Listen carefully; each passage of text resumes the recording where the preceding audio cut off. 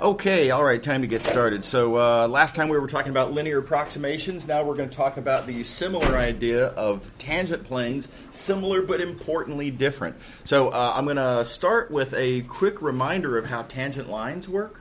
Right? So we've already discussed this idea of the linear approximation. There's that function that we discussed, right? And very importantly, the linear approximation is a function, it's not a picture. Right? So the tangent line is the corresponding picture. The tangent line is the graph of that function. And the idea is if your original function is, whatever, and there's the graph of that original function, if your linear approximation is mimicking the function as much as possible, which again, that was our original take on what a linear approximation ought to be, right? Then the graph should track the graph of f as much as possible. And as such, the tangent line is that graph. So that's the big idea. So again, make sure to distinguish between the tangent line, which is a picture, and the linear approximation, which is a function. And the relationship is that the former is the graph of the latter. Okay. All right. So with that in mind, now again, that's all single variable calculus. Right? So if we just apply the exact same ideas to a function of two variables, then we get the idea of a tangent plane. So we have, again, old news. We already have the idea of a linear approximation. Notice this is a real valued multivariable function. So being real valued, we can realize the kind of the differential part over here as being dot product with a gradient, right? Nice little convenient shorthand. There's our linear approximation. Here is the graph of the function that we're interested in. And if the linear approximation tracks the function, then the graph of the linear approximation should track the graph of the function it's approximating, and thus the idea of a tangent plane. So exactly as it would, as you would sort of imagine it would, and as I've attempted to draw here in the picture. Okay, so again, it's just terminology, right? But again, it's important to distinguish between importantly different ideas. Okay, how we doing? Pausing real quick for questions. Everybody okay? Okay. Okay, now the next couple of pages here, this is an awkward situation where if I were to give a really thorough treatment of this idea called differentiability, which is closely related to this question, is what we wrote down really a good linear approximation or not? Thorough treatment of this discussion is sophisticated and proofy and abstract and uses some big tools and would take a significant amount of time. And if I had a week to throw at this problem, then I would love to do it. It is beautiful mathematics and it's very eye-opening and it's lovely stuff. But I don't have the week, right? And that's not really the focus of this course anyway. Math219 is not intended to be a rigor, proofy kind of a class, right? So what I am going to do is kind of try to paint the picture just a little bit. I'm gonna. I want you to see what the concerns are. And I want you to see how deep the water is that we're about to skim over, right? But we are going to be very quick and dirty with this. Again, my main goal here is just for you to know what the big concerns are concerning differentiability. Okay, so recalling, I'll go back a few pages here. When we first started talking about linear approximations, one of the first things I wrote down is if it exists, right? And I pointed out we have to assume that there is something that I could reasonably call a linear approximation before I can start writing down formulas for it, right? And I pointed out we'd come back and deal with this question later, and here we are. Okay, so I'm going to start this discussion with an example. And I can hit this button here. There we go. Okay, so let's entertain this function right here. It's a weird function, I'll grant you. It's not the typical formula that we think of a function as being, right? Nevertheless, this is a perfectly reasonable rule of assignment, which again, keep in mind, is all a function really needs in terms of how to compute it. So given an x and a y, either one or the other of the coordinates is 0, in which case the value of my function is 1, or neither x nor y is 0, in which case the value of the function is 0. Thus, all the kind of the stuff down here that's a little hard to draw, but forgive me. Okay. All right. Does everybody see what this function looks like? A graph again of the function. Everybody comfortable with that picture? Okay. All right. So let's just be real naive about this, and let's just write down the linear approximation. No concerns for subtleties. Remember, the linear approximation is based on looking at the value of the function and the partial derivatives, namely the gradient of the function, and these are easily assessed. You can see right here that the value of the function at, oh, by the way, we're doing this at the origin. And you can see the value of the function at the origin is 1. And I further observe that if you're interested in the partial derivatives, now again, at the origin specifically, at the origin, as you move in the x direction, the function is just nice and flat. The value of the function is 1 at the origin. It's 1 before you got to the origin. It's 1 after you leave the origin as you're going in the x direction. So in the x direction, partial derivative is 0. No sweat. No problem. Likewise, let's see here, the value of the partial in the y direction. Now again, at the origin. Nice and flat, no problem. The values of the function are all 1 as you go in the y direction to and from the origin. So there's our necessary information, and using the formula a couple pages back, there's your resulting linear approximation, and I claim this is abysmal. This is terrible. Our formula has crashed and burned badly as follows. Now let's look at, again, the what we're actually doing here. This formula for our linear approximation, I'm going to put a question mark on because we're not sure if we like that yet. That gives values kind of about like this. It makes a plane up there, values all at 1. And now let's entertain the question of what would happen if I were to approach the origin. Now here's our origin. Reminder. Now, as we approach the origin, let's say kind of from an angle like that, what's the actual value of the function as we follow that curve, kind of bending in from the first quadrant toward the origin that we're interested in? Well, none of the coordinates are 0 there, so the value of the function is 0 everywhere along that curve. So this is ridiculous, right? The value of the function, as we approach the origin, the value of the function is getting closer and closer and closer to 0. The value of the function is exactly 0, 0, 0, 0, 0, 0, all the way as we approach the origin. And our approximations of all of these values of 0, they're all 1. That's terrible. Abysmal. Everybody see the bad news here? Everybody see that this is a screw up, right? So this formula stinks for this example. Okay. All right.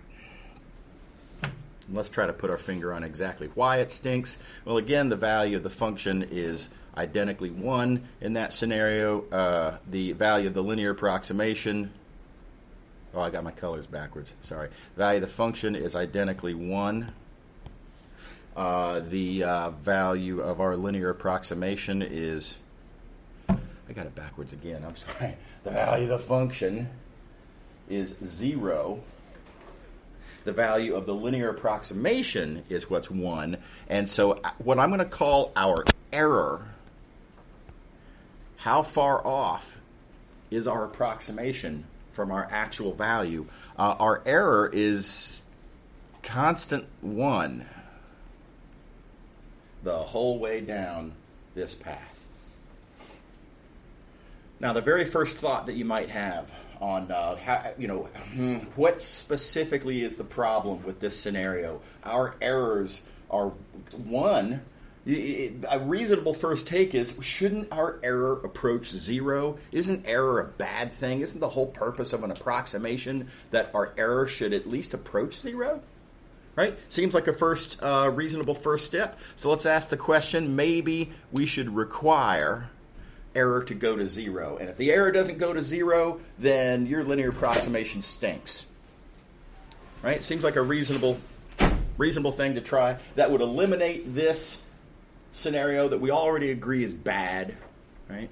And good first attempt. So with that in mind, let's now consider a different scenario. Here's our different scenario. We're going to look at, let's see here. We'll look at this function here. Oh, I wanted to be in highlighter mode. This function here, f of x equals 5x. There's the graph-ish. Close enough, not to scale. Right? And now let's entertain an obviously wrong candidate linear approximation. L of x equals 3x. The graph of which is that. Now, I say obviously wrong. So, for rhetorical purposes, let me just ask the question, is 3x a good approximation of 5x? No. 5x is a good approximation of 5x. This is going the wrong direction. This is not truly mimicking how the function is behaving at the origin. This is not, right? And yet, what happens to the errors? If you look at the error formula here, this error, easily written down, the error is 2x. You can see it right here in the picture. The error still approaches 0. So this idea that error should approach 0, this is clearly a necessary condition, but it's also clearly not sufficient. If all we required was that error goes to 0, then we would have to accept this obviously bad attempt at a linear approximation as being a good one. And we don't want to do that. Again, look at the picture. It's clearly wrong. Okay, so here's the improvement, the refinement of this, our first shot, the idea of looking at error. And that is to look at what I'm going to call relative error. Relative error says not just how far off is our approximation, right? With the colors. Our error, how far is our estimate away from reality? Relative error says let's look at how far off is the output in relation to how far away are we from the input. All right, and let's look at this proportion. So it's error divided by distance from our base point A. And let's see what this does, this relative error construction. Looking back at our previous example, same function that we want to approximate, same obviously wrong candidate. Hopeful, though, to maybe sneak in under the wire and pass inspection as being a good approximation. We've got to figure out how we can prevent this from being acceptable, because it's obviously not acceptable, right? And, again, we could talk about error, and here's the error. The error is, again, 5x minus 3x is 2x, but that's not relative error. Relative error says we divide that by... let's see. Oh, let me highlight here. There's the error. Relative error says we have to divide that by our x minus a, representing how far we are away from the input. Right? So our relative error now, this proportion, is 2, which is not 0. And so if we were to require simply that, look, it's not good enough for the error to approach 0. That's naive, right? We need to require relative error to approach 0. And when, as in this case, relative error fails to approach 0, then we, as we want to, we get to reject this. Clearly bad candidate, right here.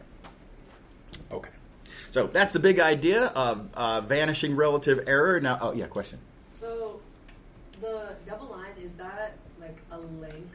It means magnitude. Yeah. So I'm allowing for the possibility that these might be vector valued functions and therefore vector valued linear approximations. And so you would just do it for like each pair within the vectors essentially. Well, so keep in mind error is function minus estimate. Okay. But if the function's vector valued, then the estimate's got to be vector valued. That means the difference is vector valued, and so I have to talk about magnitude. Yeah, right.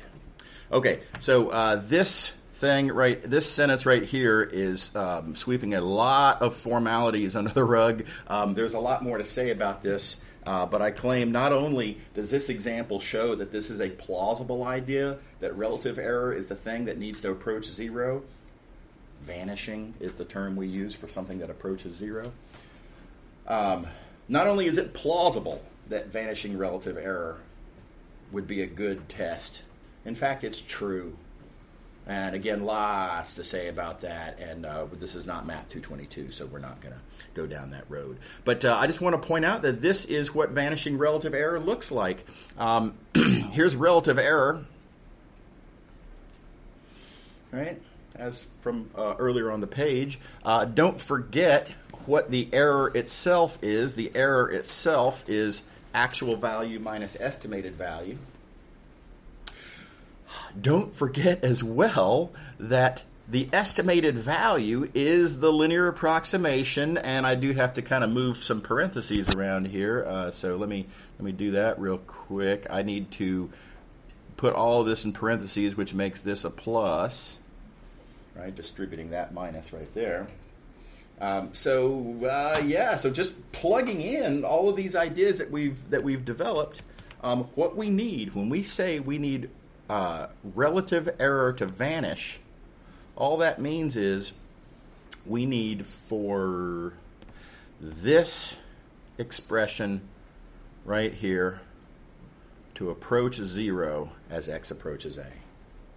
And if you look in the book, you'll find that this is the definition for something called differentiability. Differentiability you can take in this context as meaning that our hopeful linear approximation is a plausible linear approximation. That's really kind of all that it means. So now, at a glance, you look at this expression, and it's pretty mysterious. Well, why would I mean, what a weird concoction of ideas to put together, right? It doesn't really, doesn't just leap off the page as being reasonable. This is why they go with this as the definition of differentiability. Okay. All right, so now again, there's so much more to say. There's a week's worth of discussion to say, and we just don't have time. We're not going to do it. But I do want to point out one other little bit of terminology. So this thing up here, right, I've presented it previously as being actual value minus estimated value. And that's a perfectly good way to think about it. It's a very useful way to think about it. There's another option. And that is you can view this as being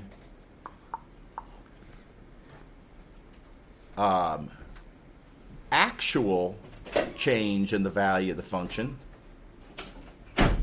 versus our estimated change in the value of the function. Well, that's just moving parentheses around. Nothing really happened there, right? But nevertheless, these are important ideas. This idea of, how much the function actually changes between one input point and a nearby input point. We call that the increment. You're going to have to, this is an expression we're going to be referring to, so thus it deserves a name. So the name is increment. It's the actual change in the function. And then over here, our linear estimate of the change in the function, the term we use for that is differential. So make sure that you're clear on the difference between an increment and a differential. Everybody happy? Okay. All right, so that was a week's worth of stuff compacted into 15 minutes. So be it. Okay, so now here's a very handy, convenient, related idea, and this is going to at a glance come off as sort of formal, sort of abstract rigor kind of stuff, but it's not. This is very, very practical, very useful. So the idea is called continuous differentiability. Terminologically, we would say, what does it mean for a function to be continuously differentiable?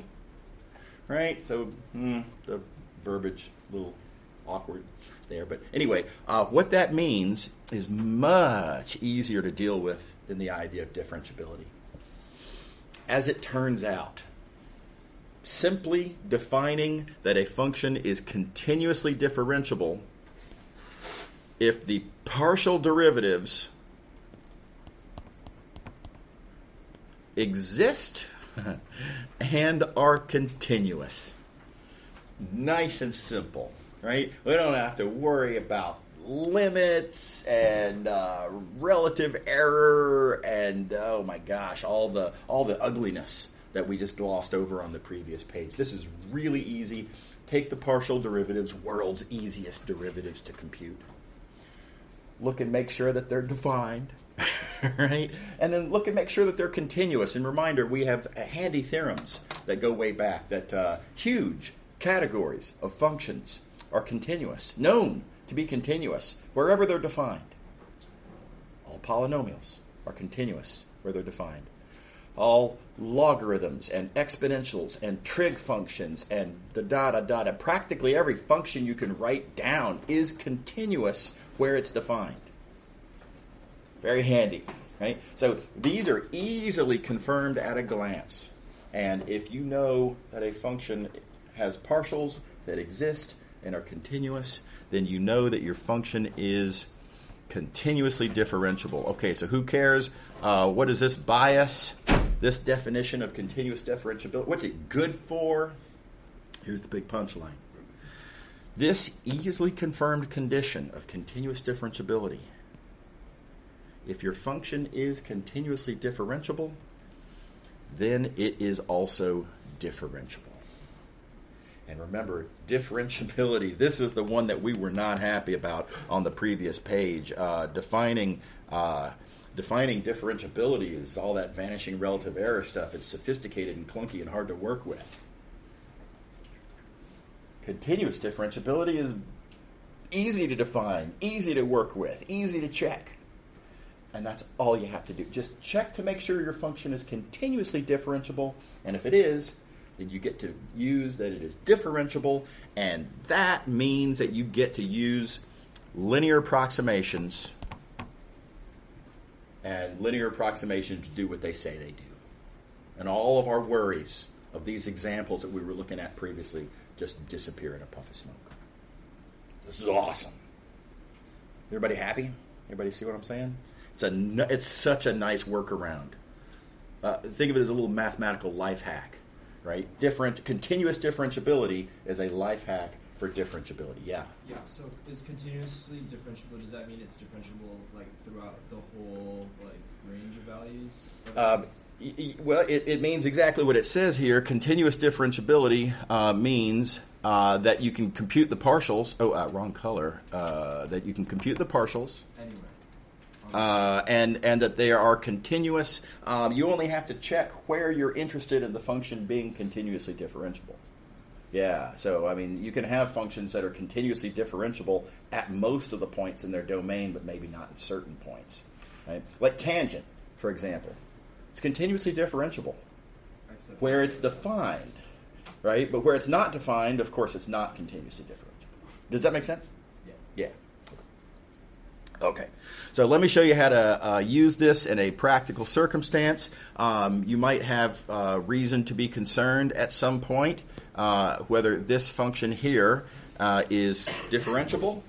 And I remind you, differentiability is really hard to check. It involves this nasty limit nonsense vanishing relative error on the previous page. This is a hard question if you go right at it, right? If you take the literal definition of differentiability, this is a lot of work and inconvenience.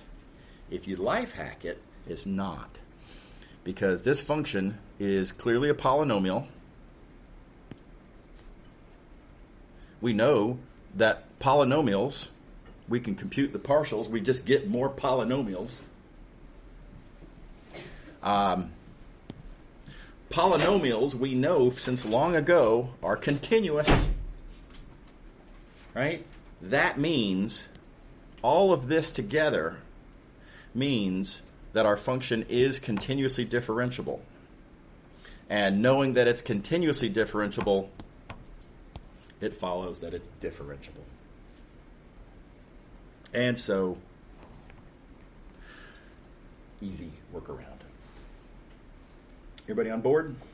No discussion of vanishing relative error and multivariable limits and ugly, nasty difficulties. Okay.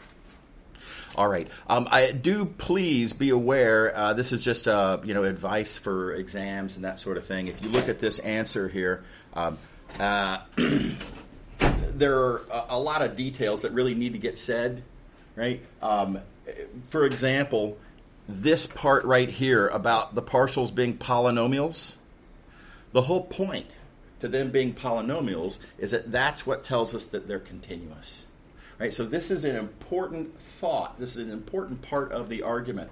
And when you're making it, keep in mind, in this class, right, it's not about the answer at the bottom of the page. It's not about coming to the right conclusion.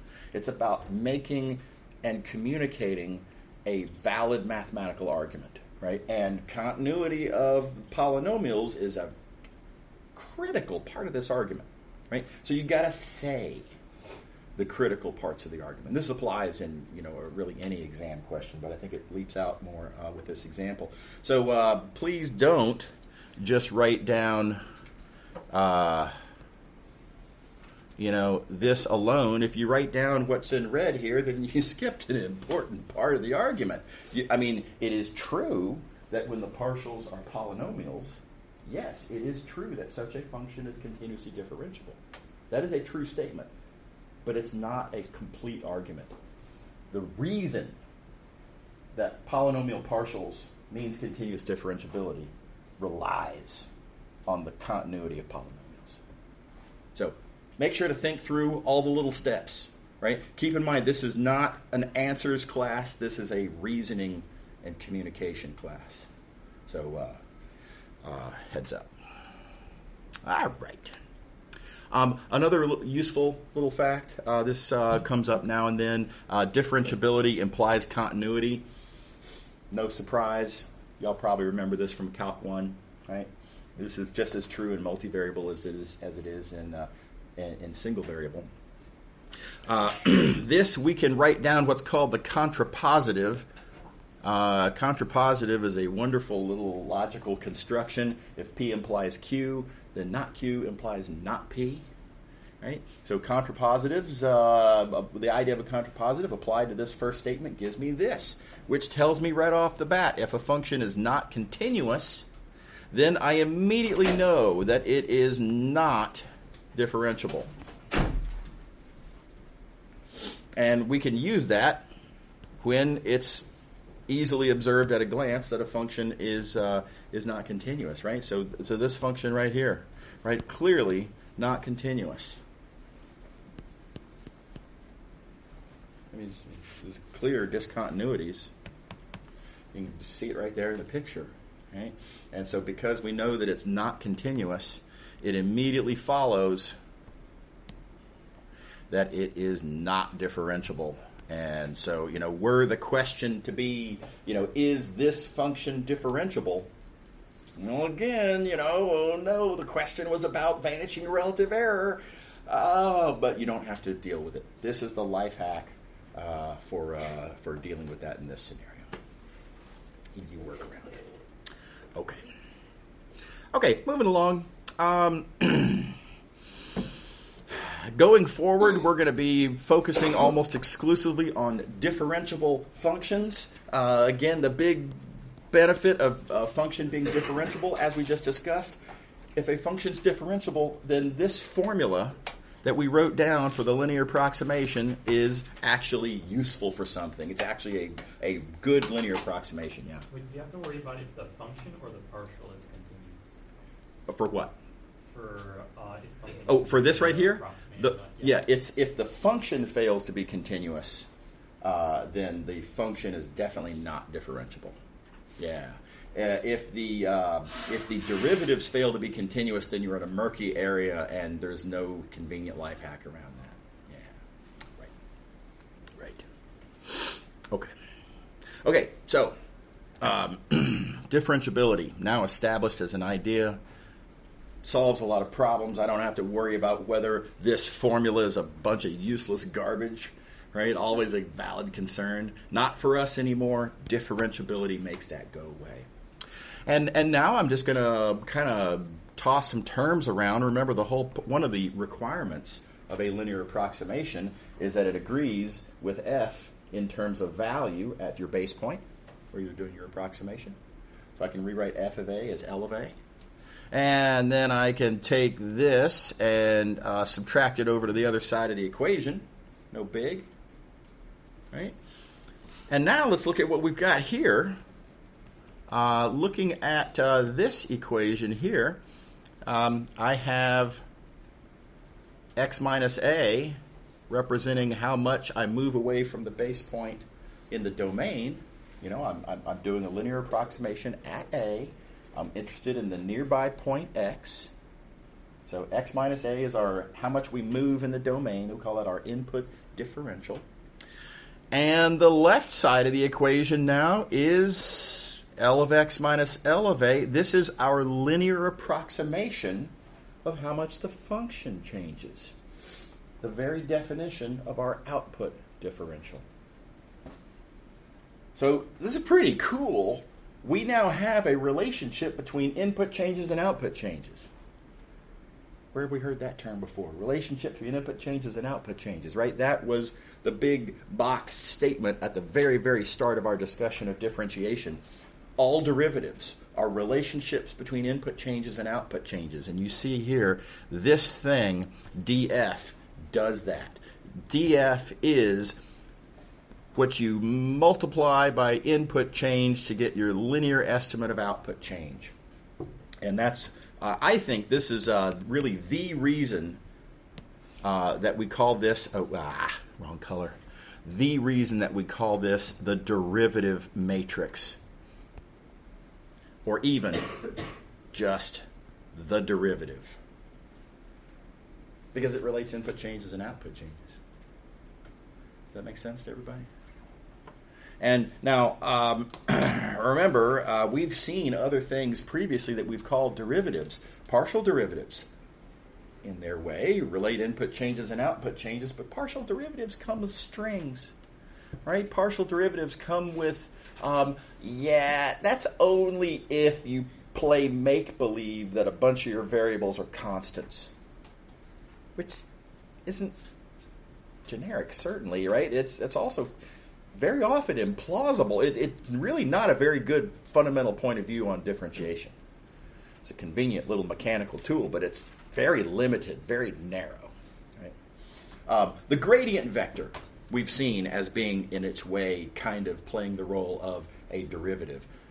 That requires that the function be real valued to even write down the gradient vector. So again, limited, not as limited, but somewhat limited. No such constraints with the DF matrix. The DF matrix, no matter how many input variables, no matter how many output variables, no matter how many of those input variables are actually changing, whatever, the DF matrix is the relationship between input changes and output change. It is the derivative. And when you leave this class in a couple months, this is what I want you to think of as being what a multivariable derivative really is. It's the relationship between inputs and outputs, right? It's the derivative matrix that does that job. Okay. Everybody okay? Just a quick visual. The function takes an input point and produces an output point, right? This is what the function itself does.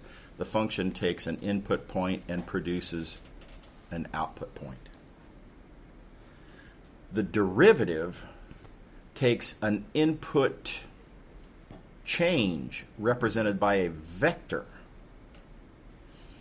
and produces the output change, also represented by a vector, right? So functions, let's see here. Okay. Well, anyway, functions turn input points into output points. Derivatives turn input differentials into output differentials.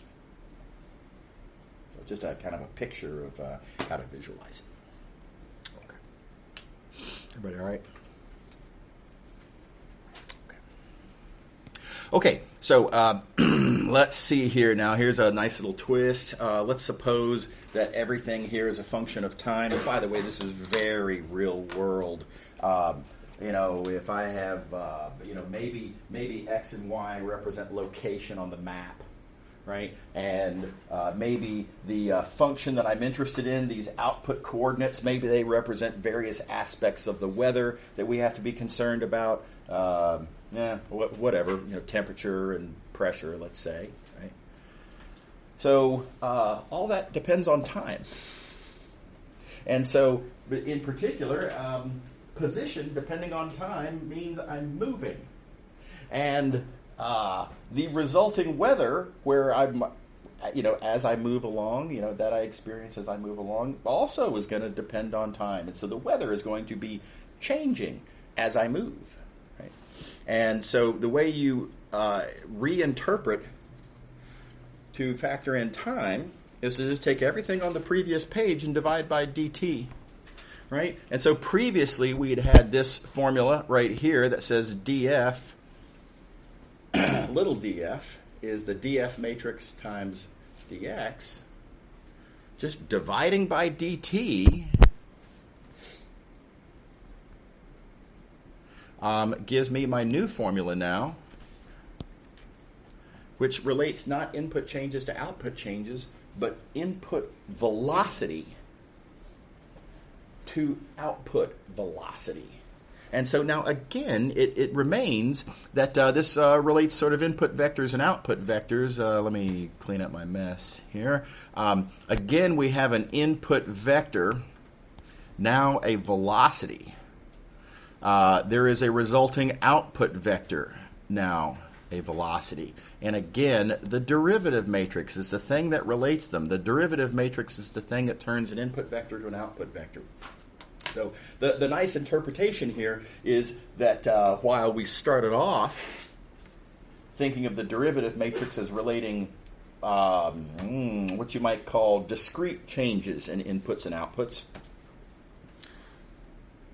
now we're seeing that we can just as well view the derivative matrix as relating rates of change in the input and in the output, or velocities in the input and out. In general, input vectors interpreted appropriately to your context, and output vectors interpreted appropriately to your context. Everybody see how this is basically the same idea? All right. Okay. So, real quick, let's not worry too much about this. Let's look at the real valued case. Everything we did previously was vector valued, so we were assuming there were several output variables. If I do the same thing for a real valued function, then here's the formula that we get. Again, this is an input differential. This is an output differential. Again, then I can interpret this thing, now the gradient, as the thing that relates input changes and output changes. And a lot of students get confused with this scenario that how do I decide? Is it wait a minute, I have to keep track, because in the real case I use the gradient, but in the vector valued case I have to use the derivative matrix, and you gotta keep that straight.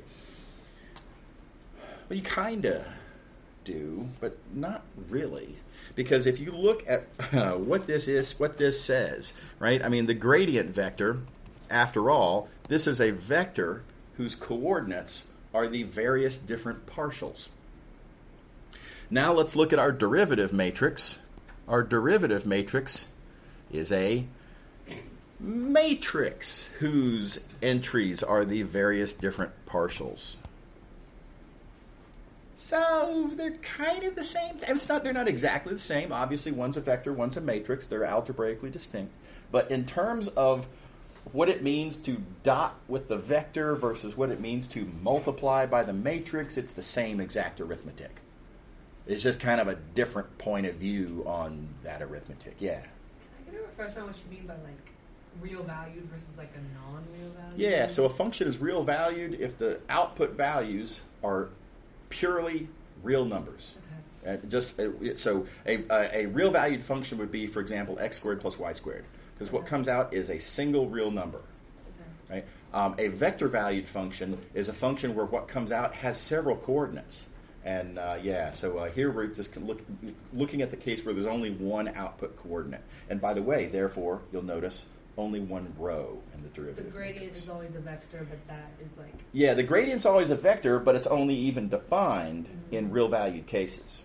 Okay. Yeah, the derivative matrix is a matrix. It's always a matrix, but notice that when it's a real valued function, it's a single row. And so it's morally, I mean, again, sweeping under the rug important algebraic structures is the same thing. Yeah.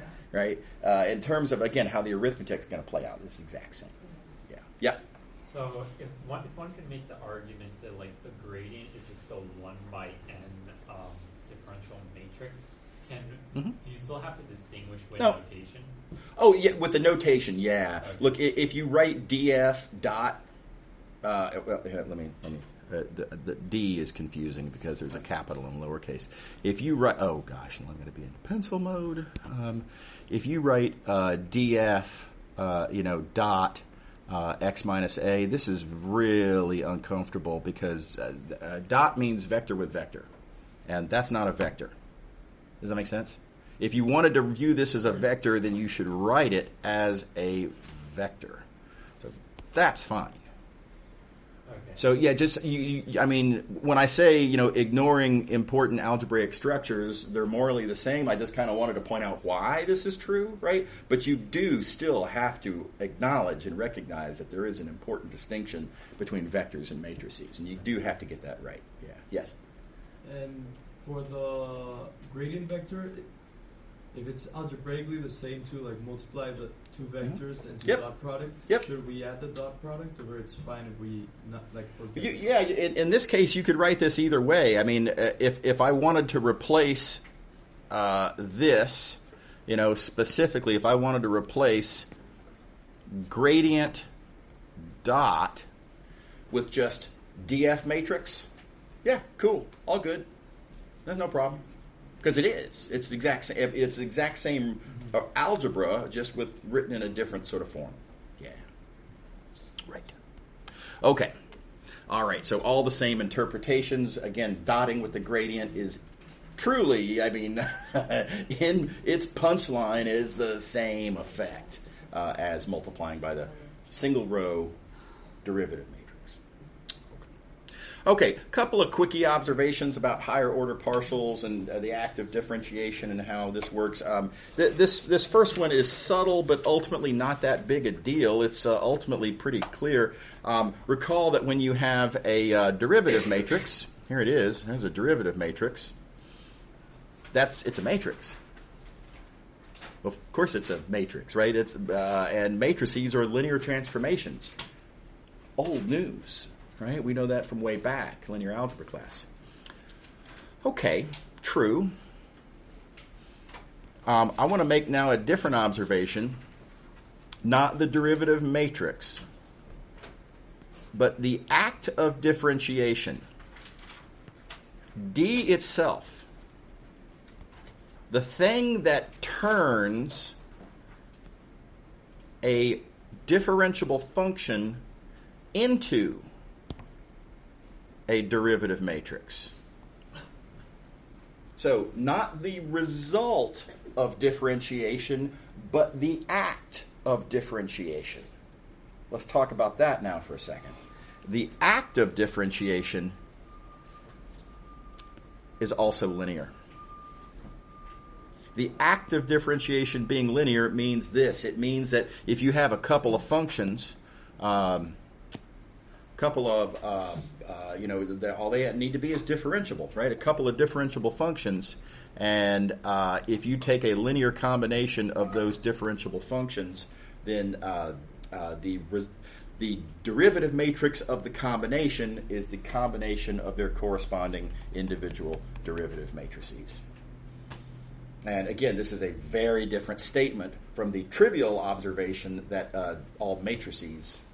all derivative matrices, and therefore are of course obviously linear. So very different statement. Here's an example of this statement in action. This is just a bunch of arithmetic, but notice here I have a couple of differentiable functions easily checked to be differentiable because, of course, they're easily checked to be continuously differentiable. And I can write down their derivative matrices. On the other hand, I can combine them,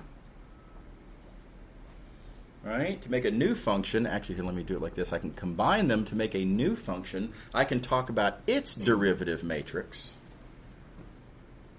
And as expected, there is the expected relationship. Oh, and I have to zoom back. The expected relationship between the derivative of the combination and the combination of the corresponding derivatives. As expected, this combination is that. So again, the derivative, the active differentiation is linear, just as described above. So that's just something that has to get said. I'm also going to wave my hands at another fact that there's a kind of a product rule for multivariable differentiation and a quotient rule. And it depends on what's a vector and what's real, etc. These are just formulas, mechanical conveniences. They are noted in the book, right? I encourage you all to read and make sure that y'all are familiar with the resulting product rule and quotient rule, and no surprises there. So do make sure to look at that. All right.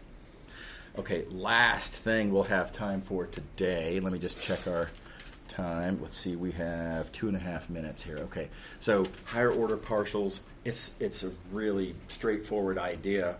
I claim that if you have a multivariable function, then its partial derivatives are also multivariable functions.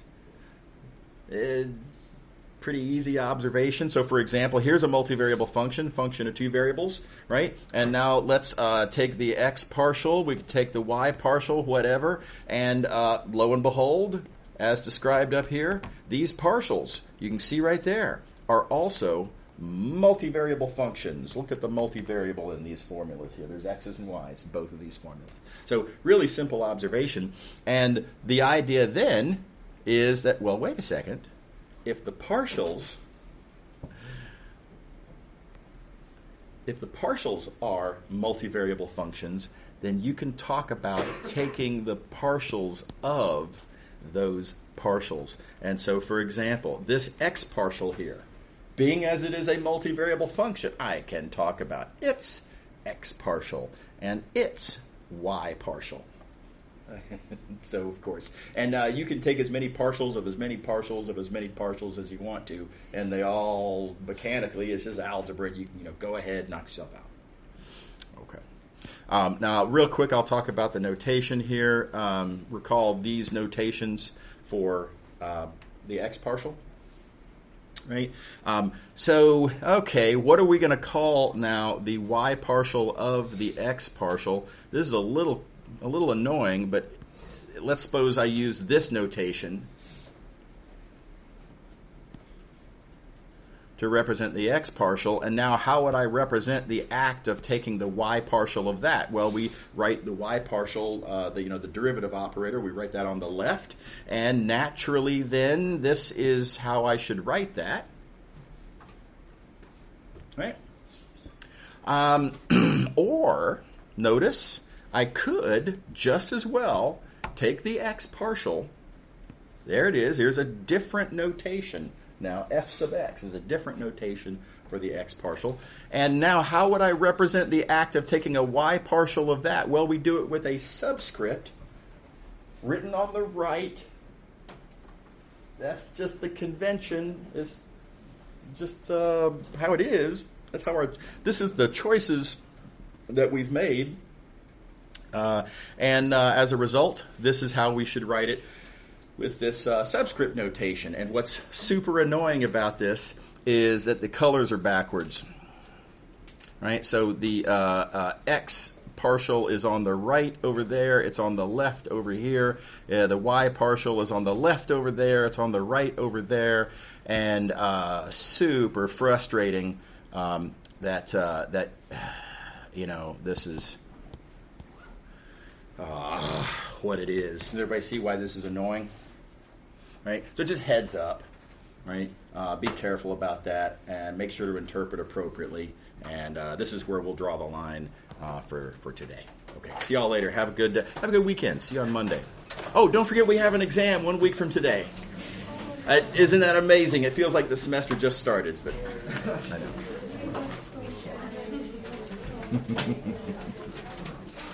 Let's see here.